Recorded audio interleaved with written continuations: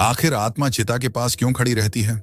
जब चिता की आग शांत होने लगती है, सब अपने घर लौट जाते हैं, तब वहां श्मशान के उस वीराने में क्या होता है? गरुड़ पुराण कहता है, वहां सन्नाटा नहीं होता, वहां एक बेचैनी होती है। वो जगह जहां कुछ देर पहले तक अपनों की चीखें थीं, जहां हवा में राम नाम सत्य है की गूंज थी, अब वहां सिर्फ खामोशी है। चिता की लपटें अब थक चुकी हैं, लकड़ियां सुलग रही हैं और एक अजीब सी गंध हवा में तैर रही है। पर अफसोस, उसे महसूस करने वाला अब कोई इंसान वहां नहीं बचा। ठीक उसी सन्नाटे में राख के ढेर के पास एक अदृश्य साया खड़ा है। वो कोई और नहीं, उसी इंसान की आत्मा है। वो बस अभी अभी शरीर से अलग हुई है और वहीं खड़ी होकर अपनी ही चिता को देख रही है। उसे पहला झटका लगता है, एक गहरा भ्रम। वो खुद से पूछती है, मैं यहां क्यों खड़ा हूं? वो राख का ढेर, क्या वो मैं हूं? कल तक जिस शरीर को आईने में निहारता था, जिसे खिलाता था, सजाता था, आज वहां ना हाथ है, ना चेहरा और ना ही कोई पहचान। आत्मा सोचती है, ये कैसे हो सकता है? इसी शरीर से मैंने दुनिया देखी, प्यार किया, नफरत की, पैसे कमाए, और अब बस मुट्ठी भर राख। गरुड़ पुराण कहता है, ये वो पल होता है जब इंसान का सबसे बड़ा घमंड टूटता है। शरीर सिर्फ मांस और हड्डी नहीं था, वो हमारी पहचान था। हमारा नाम, हमारा रुतबा, हमारी इज्जत, सब उसी शरीर से तो था।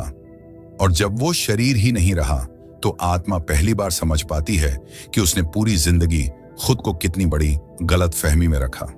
अब वहां वक्त थम जाता है। श्मशान में घड़ी की सुइयां मायने नहीं रखती। जिंदा रहते हुए हम कहते थे, अरे बस 1 घंटा रुक जाओ, लेकिन आत्मा के लिए वो 1 घंटा सदियों जैसा भारी होता है। उसके पास ना कोई बोलने वाला है, ना सुनने वाला। जिंदगी में हम कभी अकेले नहीं होते। अकेले कमरे में भी हमारी सांसें हमारे साथ होती हैं, लेकिन यहां असली अकेलापन है। आत्मा चीखना चाहती है, पर गले से आवाज नहीं निकलती। वो रोना चाहती है, पर अब उसके पास आंसू नहीं है। उसे पहली बार एहसास होता है कि अब वो इस दुनिया का हिस्सा नहीं रही। कोई उसे देख नहीं सकता, कोई उसे छू नहीं सकता। तभी उस गहरे सन्नाटे में एक फिल्म चलने लगती है। गरुड़ पुराण के अनुसार वहां आपकी खुद की यादें आपको सताती हैं। बचपन की नादानियां, जवानी का जोश, पहली गलती, वो झूठ जो सबसे छिपाया था, सब कुछ साफ साफ दिखने लगता है। आत्मा हैरान होती है, मुझे ये सब क्यों याद आ रहा है? मैं तो ये बातें भूल चुका था। याद इसलिए आता है क्योंकि शरीर के साथ आपके बहाने, आपके झूठ और आपके तर्क भी जल चुके हैं। अब आप खुद से झूठ नहीं बोल सकते। आत्मा अब सिर्फ ये नहीं देखती कि उसने क्या किया, बल्कि ये महसूस करती है कि उसके कर्मों से दूसरों को कितना दर्द हुआ।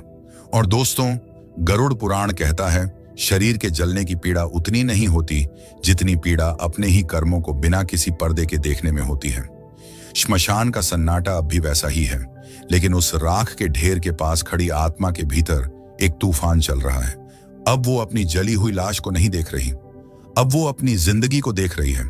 गरुड़ पुराण इसे जीवन समीक्षा कहता है। आसान शब्दों में कहें तो यह आपके कर्मों की वो फिल्म है जिसका डायरेक्टर, हीरो और विलेन सब आप ही थे। लेकिन एक फर्क है, यहां कोई स्क्रीन नहीं है, कोई रिमोट नहीं है। आप इसे पॉज नहीं कर सकते, चैनल नहीं बदल सकते, और सबसे बड़ी बात, आप अपनी आंखें भी बंद नहीं कर सकते। जो किया है वो देखना ही पड़ेगा। फिल्म शुरू होती है बचपन की मासूमियत से। माँ की गोद, पिता की उंगली, वो पहली हंसी। आत्मा ये सब देखकर मुस्कुराती है, उसे सुकून मिलता है। लेकिन ये सुकून बस कुछ पलों का मेहमान होता है। अचानक सीन बदलता है। वो पहला झूठ, वो छोटी सी चोरी जिसे आपने बचपन की शरारत या मजबूरी कहकर भुला दिया था। गरुड़ पुराण कहता है, कर्म छोटा या बड़ा नहीं होता, उसकी गूंज बड़ी होती है। वो छोटा सा झूठ आज उस आत्मा को पहाड़ जैसा भारी लगता है। रील तेजी से आगे बढ़ती है। जवानी के दिन, जब खून गर्म था और दिमाग में एक ही नशा था, अहंकार। आत्मा देखती है कि कैसे अपनी तरक्की के लिए उसने दूसरों को सीढ़ी बनाया, कैसे उसने सच का गला घोंटा और अपनी सुविधा को चुना। वो घमंड, वो रुतबा, आज इस श्मशान में सब बेमानी लगता है। और अब आता है इस फिल्म का सबसे खौफनाक हिस्सा। आत्मा सिर्फ ये नहीं देखती कि उसने क्या किया, बल्कि वो अब महसूस करती है। ये लाइन ध्यान से सुनिएगा। अगर आपने जीवन में किसी को कड़वे शब्द बोलकर अपमानित किया था, तो आज वो अपमान आपको अपने सीने में महसूस होगा। अगर आपने किसी गरीब की मजदूरी मारी थी, तो आज उसकी भूख की जलन आपकी आत्मा को जलाएगी। गरुड़ पुराण साफ कहता है, ये मानसिक पीड़ा चिता की आग से 1000 गुना ज्यादा होती है। सिर्फ इंसान ही नहीं, वो जानवर भी याद आते हैं, जिसे आपने शौकिया पत्थर मारा था या जिसे तड़पते हुए छोड़ दिया था। कुदरत का कैमरा सब रिकॉर्ड करता है। आज उस बेजुबान का दर्द आपकी रूह को चीर देता है। फिर चेहरा उभरता है माता पिता का। कब कब उनकी बात काटी, कब उन्हें बोझ समझा। आत्मा ये देखकर टूट जाती है। उसे दिखता है कि दुनिया के लिए उसने जो रिश्ते निभाए वो सब व्यापार थे, और जहां सच में प्यार लुटाना था वहां उसने कंजूसी कर दी। लेकिन रुकिए, सब कुछ अंधेरा नहीं है। अगर आपने कभी निस्वार्थ भाव से किसी की मदद की थी, किसी रोते हुए को हंसाया था, तो वो पल ठंडी हवा के झोंके की तरह आते हैं। वही एक सच्चा पुण्य हजारों गुनाहों पर भारी पड़ जाता है। लेकिन अंत में बचता है सिर्फ एक शब्द, काश। काश मैं थोड़ा और अच्छा होता, काश मैंने माफ कर दिया होता।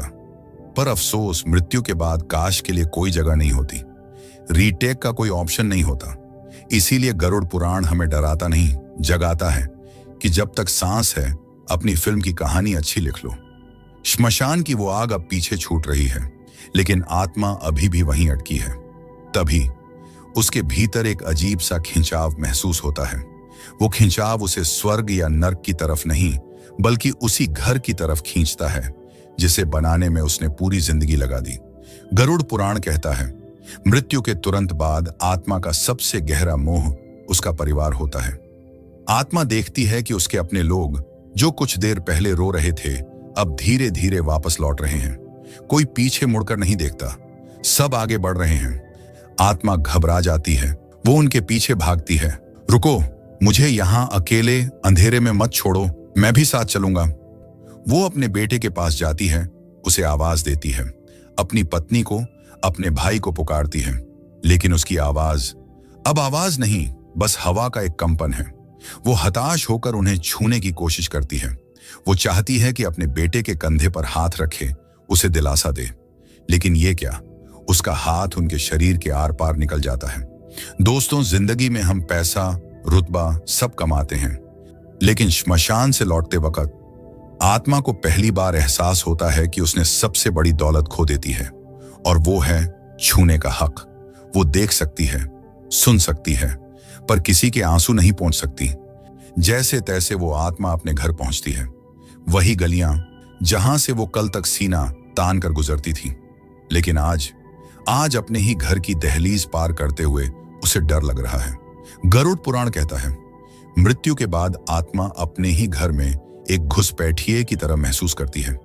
अंदर का नजारा उसे चौंका देता है। दीवार पर उसकी तस्वीर टंगी है, उस पर माला छड़ी है, अगरबत्ती जल रही है। कल तक वो इस घर का मालिक था, और आज वो एक कागज का टुकड़ा बन गया है। घर में रोना धोना है, मातम है। आत्मा को लगता है कि सब उसे याद कर रहे हैं, लेकिन तभी सन्नाटे के बीच उसे कुछ फुसफुसाहट सुनाई देती है। वो ध्यान से सुनती है। बातें उसके प्यार या त्याग की नहीं हो रही थी, बातें हो रही हैं, अब दुकान कौन संभालेगा, बैंक के कागज कहां रखे हैं, बंटवारा कैसे होगा। ये शब्द उस आत्मा के सीने में खंजर की तरह उतरते हैं। वो चीखना चाहती है, मैंने तुम्हारे लिए दिन रात एक कर दिया और तुम मुझे इतनी जल्दी भूल गए। लेकिन उसकी चीख दीवारों से टकराकर लौट आती है। वो भागकर अपने कमरे में जाती है। वही कुर्सी जिस पर बैठने का हक सिर्फ उसका था, आज खाली है। वही बिस्तर, वही अलमारी, सब कुछ वैसा ही है, लेकिन अब उन पर उसका कोई अधिकार नहीं। वो अपनी ही कुर्सी पर बैठ नहीं सकती। वो आईने के सामने खड़ी होती है, पर आईना उसे पहचानता ही नहीं, कोई परछाई नहीं बनती।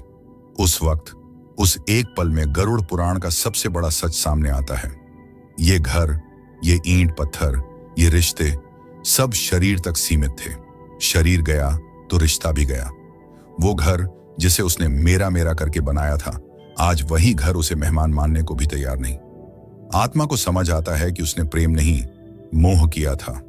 इसीलिए जाते जाते बस इतना सोचिएगा, आप जिसके लिए आज जी जान लगा रहे हैं, क्या वो आपको आत्मा के रूप में भी उतना ही प्यार देंगे या सिर्फ दीवार पर एक तस्वीर टांग देंगे? दोस्तों, आज जिस आत्मा को हमने श्मशान में देखा वो कोई पराया नहीं था। वो कल मैं हो सकता हूं, वो कल आप हो सकते हैं। मौत कभी कैलेंडर देखकर नहीं आती। वो ये नहीं पूछती कि आपका मकान बन गया या नहीं, या बच्चों की शादी हुई या नहीं। वो बस आती है और चलती हुई फिल्म को बीच में ही रोक देती है। उस आखिरी सफर में न आपका ये घर साथ जाएगा, न बैंक बैलेंस, और न ही वो पद जिस पर आपको इतना घमंड था। वहां आपके हाथ खाली होंगे, लेकिन कंधे भारी होंगे आपके कर्मों के बोझ से। अगर आपने किसी प्यासे को पानी पिलाया है, किसी का दर्द बांटा है, तो वही पुण्य उस अंधेरे में आपकी रोशनी बनेगा। गरुड़ पुराण हमें डराने के लिए नहीं लिखा गया, वो हमें जगाने के लिए है। तो चलिए आज एक वादा करते हैं खुद से। थोड़ा अहंकार कम करेंगे, थोड़ी दया ज्यादा दिखाएंगे, थोड़ा कम मैं करेंगे और थोड़ा ज्यादा इंसान बनेंगे। क्योंकि अंत में जब सब छोड़कर चले जाएंगे, तब यही अच्छाई तय करेगी कि आपकी आगे की यात्रा डर से भरी होगी या शांति से। अगर आज इस वीडियो ने आपके दिल के किसी कोने को छुआ है, अगर आपको एक पल के लिए भी सोचने पर मजबूर किया है, तो इसे यही छोड़कर मत जाइएगा। इस सच्चाई को अपने तक सीमित मत रखिए। इसे अपने दोस्तों, अपने परिवार के साथ शेयर करें। क्या पता आपका एक शेयर किसी की सोच बदल दे, किसी का जीवन बदल दे। अगर आप इस सत्य को स्वीकार करते हैं और परमात्मा की शरण चाहते हैं, तो कमेंट में पूरी श्रद्धा के साथ लिखें, ओम नमो नारायण।